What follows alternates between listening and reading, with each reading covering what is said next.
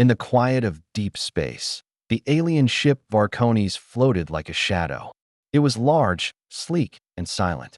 Inside, the air was cool and blue, filled with a soft hum from the ship's core. Commander Teller stood at the center of the command bridge, surrounded by glowing screens and blinking lights. This mission was simple. Send a contact signal to a new world. Observe. Record. Move on. Teller looked at the image on the screen. A strange blue planet. Too much water.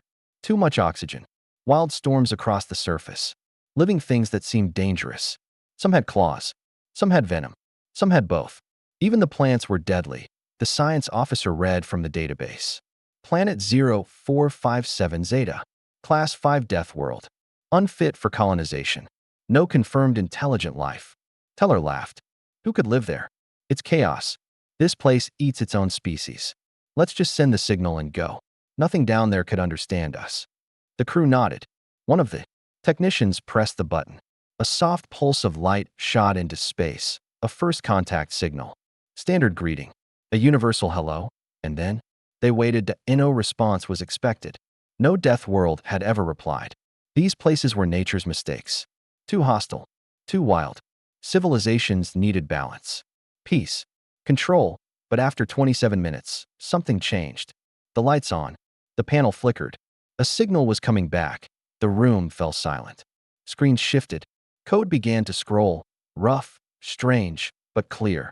It was a response, a message. The technician's hands shook as he read it out loud. You called. We heard. Don't call again. The crew stared at each other.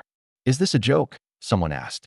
It's not a joke, said the science officer, voice tight. The signal is real. It's coming from the planet. More data came through, coordinates, timestamps, a kind of location beacon. But nothing like any alien message they'd seen before. It was sharp, direct, angry. Teller's smile faded. He stepped forward. Run a full scan of the planet. Find the source. The sensors zoomed in. Mountains, forest storms, and then a network. Not natural. Metal structures, heat signals, movement, satellites in low orbit. There was something down there. Something big. Something built. They have machines, whispered the technician. They're advanced. No, Teller said slowly. They're not just advanced. They're warning us. The science officer turned pale. Death World species don't evolve intelligence. They die. Or they destroy themselves. That's the rule. Teller looked at the blue world again. The clouds swirled like ghosts. Lightning crawled across the surface. This wasn't a dead planet.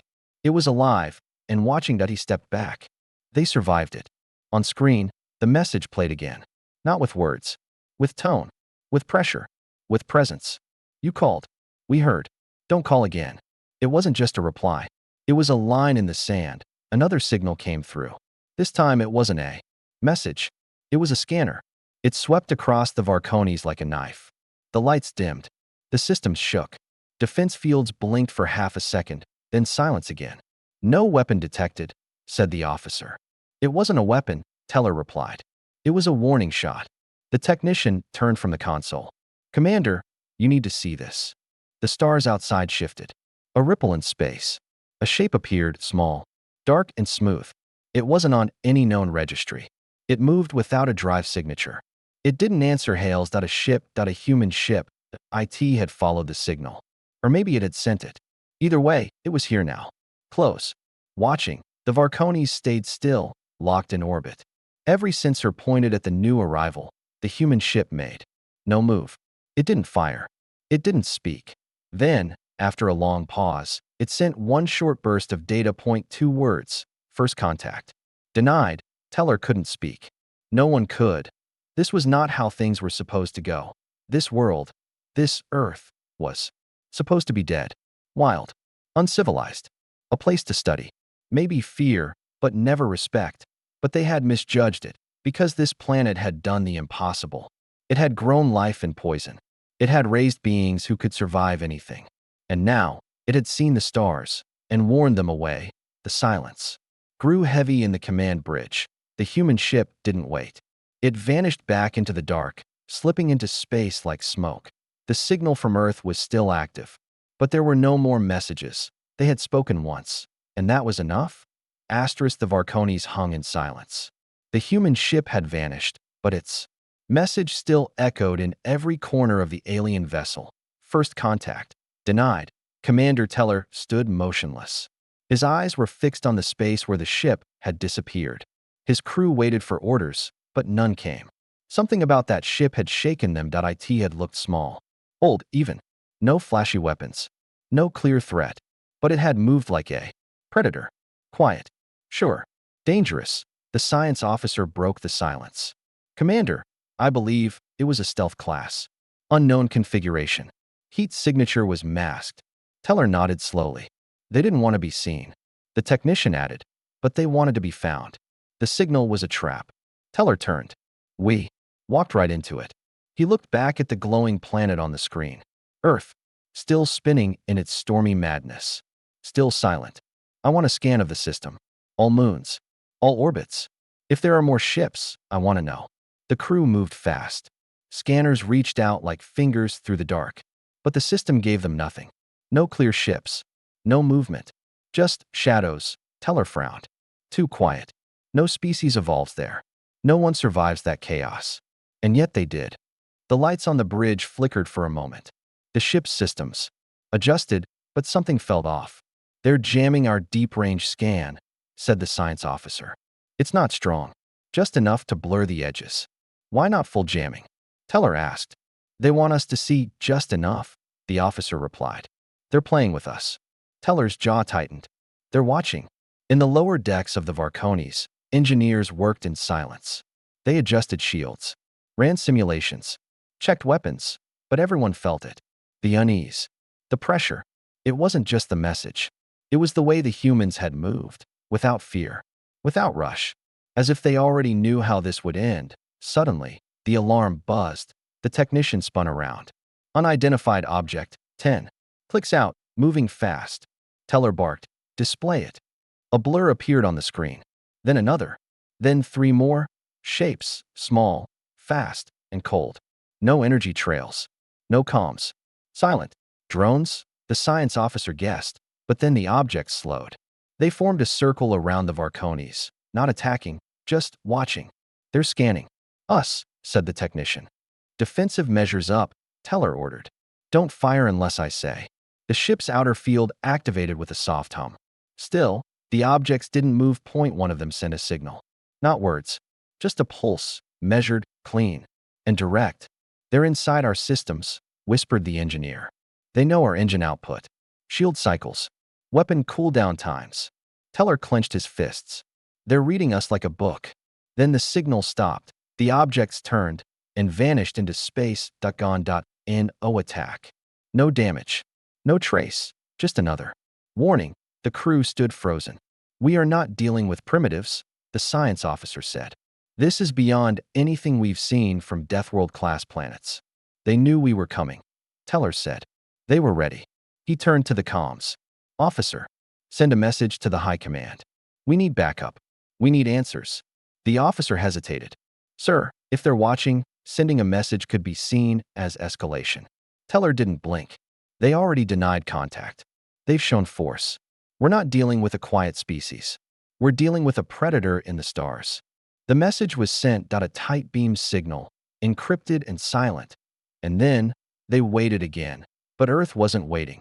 Far across the system, in the dark side of a moon, a second human ship opened its cold, black eyes. Inside, 5 figures stood in silence, no talking. No panic. They had seen the alien ship's scan. They had seen the weak points. One of them, a woman with a scar across her eye, looked at the screen. She tapped twice. The image zoomed in on the Varcones. Energy levels. Engine core. Defense grid. She smiled. They're nervous, she said. Good. Another voice answered her. Calm. Cool. They should be. They knocked on the wrong door. Deep in the shadows of the moon, the human ship Helldiver stayed still. Like a predator waiting in tall grass, it didn't move. It didn't shine. It simply watched. Inside, the lights were low. The air was quiet. Every sound was controlled. Every movement, measured. 5 soldiers stood in silence. They wore no bright colors. No flags. Just black armor, smooth and quiet. On their shoulders, small gray patches showed the same symbol. A burning planet surrounded by stars. This was not a rescue ship. This was not a peace team. This was a hunter crew. Captain Reese stood near the screen, arms crossed. He was tall, lean, with sharp eyes that never stopped scanning. He had seen real battles. Not training sims. Not war games. Real fire. Real blood. He looked at the alien ship on the screen. The Varcones was large, slow, and glowing with energy. Still holding position, said Tech Officer Vale. Shields at 70%. Power cores stable. No movement from their weapon systems. Reese didn't blink. They're waiting for orders. Or afraid. Vale added. Reese almost smiled. Good. Let them be afraid. Behind him, Sergeant Monroe checked her rifle. It was custom-built for zero gravity. Fast, clean, and quiet, just like her. She was the one with the scar across her eye. And a long history of making enemies disappear. They sent a signal to Earth, she said. Trying to call for help. They'll regret that, said Reese. The room went quiet again. Every member of the team knew what this mission was. Not a war. Not an invasion.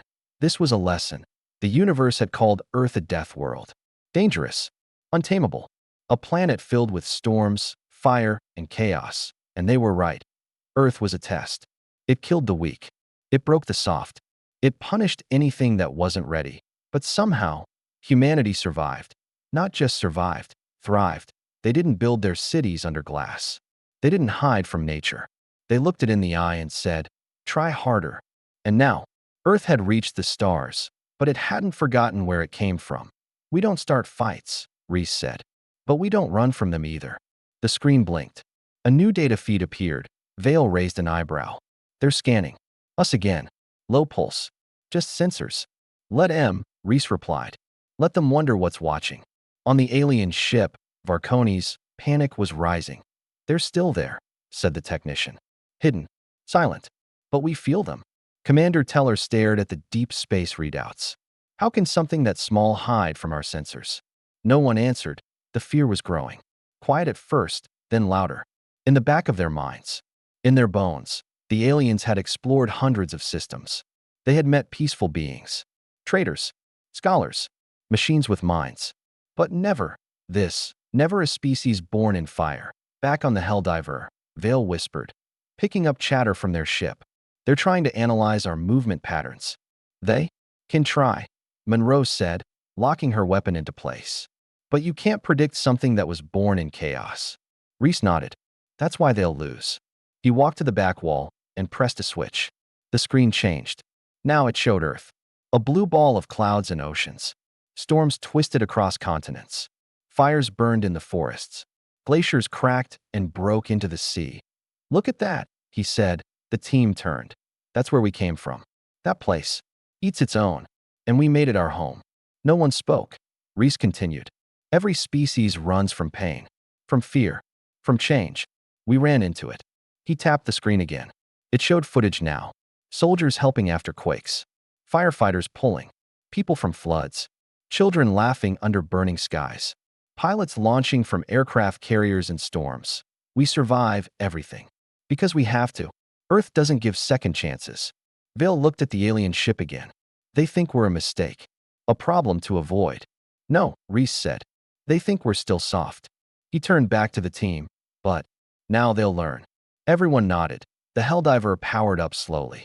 Silent engines humming just below sound. No lights. No warning. Reese looked one last time at the Varcones. They wanted to know who we are. They sent a signal. They made contact. He stepped forward, voice cold and calm. Now we answer. Asterisk inside the Varcones. The air had changed. The crew didn't speak as much now. Screens blinked quietly. Systems checked and rechecked themselves. But there was tension in every corner of the ship. Commander Teller watched the rotating view of Earth on the main display. The blue planet turned slowly, as if it didn't care who was watching. His eyes were locked on it. They haven't moved, said the science officer. Still hidden. Still silent. Teller gave a slow nod. Too silent. He stepped closer to the screen. We saw one ship, he said. But they're not alone. No species would put a single vessel against a ship like ours, unless they didn't have to. The technician glanced over. Sir, do you think they're surrounding us? They don't have to, Teller replied. They already control the ground, the orbit, the signal paths. We're not observing them anymore. We're being observed. The crew said nothing. No one argued. The mood on board had shifted from curiosity to feared. It hadn't happened all at once. It started with that strange message. Then the human ship appeared. Then those dark drones, flying in and out without warning. Now, it felt like the Varcones was floating inside a trap.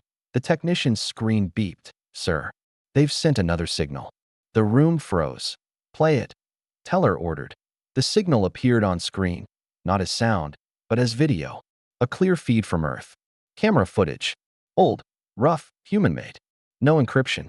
Just sent.it showed cities, massive, bright, alive. Then it showed storms ripping those cities apart. It showed humans rebuilding. It showed machines breaking. It showed humans adapting. It showed fire, flood, ice. War.it showed survival. One clip after another. Over and over. Pain, death, progress, repeat. And at the very end, the screen went black. Then, one simple sentence appeared. We became strong because we had no other choice. No voice. No anger. Just truth. The message ended. Teller stepped back from the screen. For a moment, he said nothing. Then he turned toward his crew. We misread this world, he said. We thought it was a mistake. A violent, broken place. Unworthy of contact. He looked around the room, but Earth didn't just survive. It evolved through suffering. It grew sharper, harder, faster. He stared at the stars. They weren't warning us out of fear. They were warning us out of control. Mercy, maybe. The crew was quiet. The technician spoke up, voice low. Do we still try to make contact? Teller shook his head. Contact. We already did. We knocked. They answered. He turned to the navigator. Prepare to leave orbit. Slow retreat. No aggression. But before the navigator could respond, every screen on the ship went black. Total darkness. The bridge lights flickered. For one full second, the Varcones was blind. Then the lights came back. Systems returned. But something was wrong. Mainframe is altered, said the science officer. They were inside. Just for a moment. They could have shut us down. But they didn't, Teller said quietly. The science officer nodded. They let us go. Reese watched from the Helldiver, floating in the black above the moon's surface. He could see the Varcones changing course. Pulling back. Retreating. They got the message, said Monroe, arms crossed. Reese nodded. They understand now. Vale watched the retreating ship. Should we follow? No, Reese replied. They'll talk. They'll warn the others. He stared at the stars. This galaxy thought Earth was just a wild place. A danger to itself. He paused. They didn't know we were watching too. The human ship powered down its weapons. The team stood still. This wasn't a victory dance. No shouting. No celebration. Just silence. Because they knew what this meant.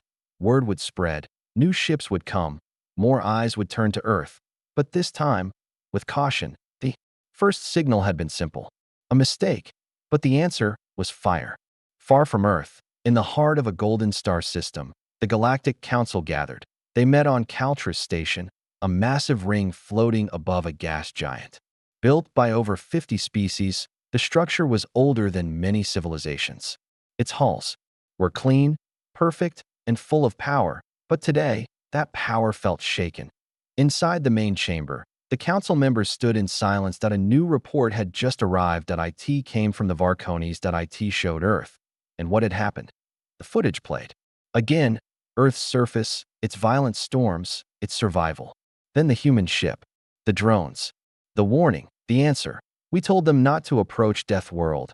626, said High Chair Jorvan, his voice calm but tight. But they did. The others stayed quiet. Now, he continued, we have a problem. A soft voice broke the silence. They didn't attack, said Counselor Dren, a thin alien with silver eyes.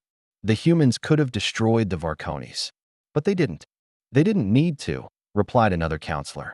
They made their point. And the point is clear. A new screen lit up. It showed a still image from the Helldiver. The human crew in armor, standing inside their ship, watching, waiting. The room grew colder. They are organized, said Jorvan. Disciplined. Tactical. This is not a wild species. This is a trained one. Counselor Vath, one of the oldest, leaned forward. I warned you, he said. You all thought Earth would destroy itself. You waited for them to fail. But they didn't. He tapped his claw against the table. Instead, they built weapons. Fleets. And they did it without help. Without trade. Without permission. Another. Counselor frowned. They never asked to join the galactic table. Because they didn't need to, Vath said. They knew we were watching. They just didn't care. Jorvin stared at the image. A Deathworld species that learned control is rare. Most burn out, destroy themselves. But not humans, Dren whispered. They adapted. And they're still adapting. The silence returned. Someone finally asked, what now? That was the real question. Not what humans were, but what to do about them. They know we exist, said Jorvin. They sent us a signal through the Varcones. It wasn't just to that crew, it was to all of us. He looked around the chamber. They said, we saw you, and we are not afraid. A long pause. They have no empire, said one counselor, trying to stay calm. No colonies. No trade network. They don't need one, Jorvin said. They have Earth. That's their home. And from that home, they're watching. He pointed at the screen. And now, they've shown us that they can reach us if they want to. A military commander entered the room. He was not a council member, but he was allowed here today. He spoke directly. We have to decide. Do we engage or do we stand down? The room grew heavy. Some feared war. Others feared doing nothing. But one thing was clear now. Earth was no longer a secret. Back on Earth, deep beneath the surface, in a facility hidden by mountain and machine, Captain Reese stood in a black room with one large screen. The message had gone out. The Varcones had left. But the mission wasn't over. Behind him, Monroe and Vale waited. A voice came through the speaker. It was older. Calm. Commanding. You've confirmed contact? Yes, Reese replied. They made the first move. We answered. Did they? Understand. They do now. Silence. Then the voice asked, was restraint necessary?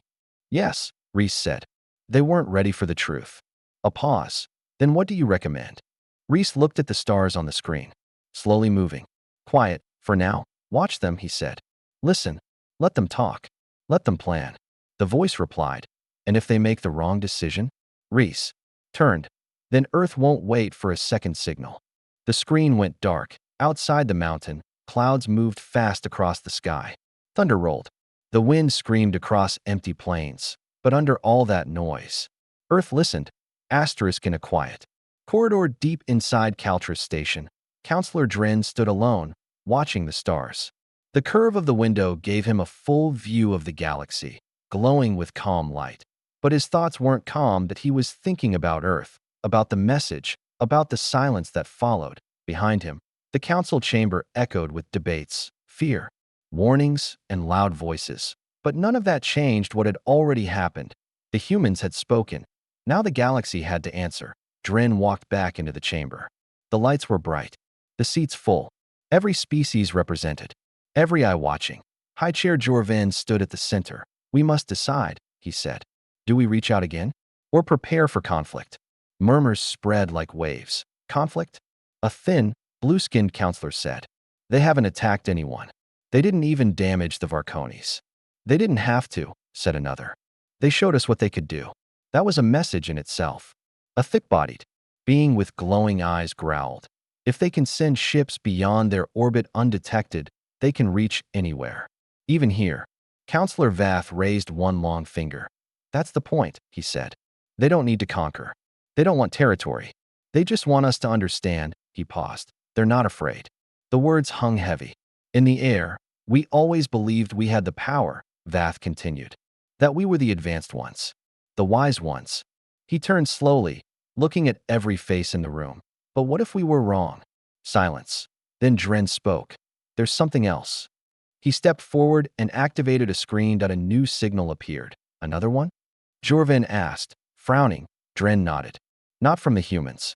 From one of our own. A scout drone, sent near their planet months ago. It picked up a wideband signal, a human one. A message. The screen played the signal. It was a human voice. Calm and clear. We know you're watching. We've always known. We may be new to the stars, but we understand what's out there. A pause. We've made mistakes. But we've also learned. We don't want war. We don't want control. Another pause. But if you think Earth will bow, or forget where it came from, you don't understand Earth. The voice faded. Nothing more, no threat. No plea. Just words. The council chamber sat in silence. It was Counselor Vath who finally spoke. They've already made their choice, he said. They chose strength, restraint, control. Jorvin stared at the screen. Then we must make ours. Across the galaxy, back on Earth, the sky was calm. Clouds drifted slowly over forests and oceans. But under that peace, something was moving. Inside the mountain base, Reese stood in a command room. Maps of space glowed on the walls. Lines, dots, signals, all shifting. He and his team were watching. Every movement. Monroe stepped forward. Long-range satellites are picking up increased chatter near council space. No hostile moves yet. Yet, Reese said quietly. Vale added. One small scout vessel entered Earth's edge zone. It didn't cross the boundary, just hovered, then left. Testing us. Reese replied that he stepped closer to the map. They're debating. Some want contact. Others want control. Monroe folded her arms. And some just want to stay away. Reese nodded. Smart ones. He looked at his team. This was never about showing off or starting a war. It was about truth. He pressed a button. The screen zoomed in on Earth. Storms swirled. Volcanoes erupted. Tides shifted. This is our truth.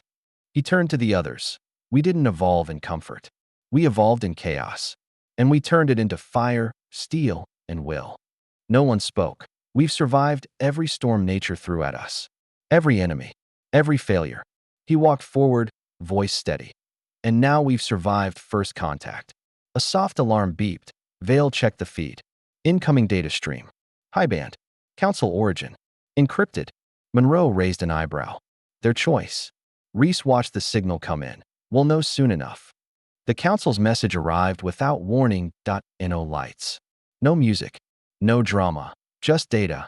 A direct connection from the heart of Caltra Station to Earth's hidden command base. Reese stood in silence as the signal was decoded. Monroe, Vale, and two more officers watched with him. On the screen, the Galactic Council appeared, not as a single face, but as a group of images. Dozens of alien leaders, each one staring forward, each one silent at first. Then a voice spoke. Calm, neutral. You were right. We watched. We judged. And we underestimated. Reese didn't move.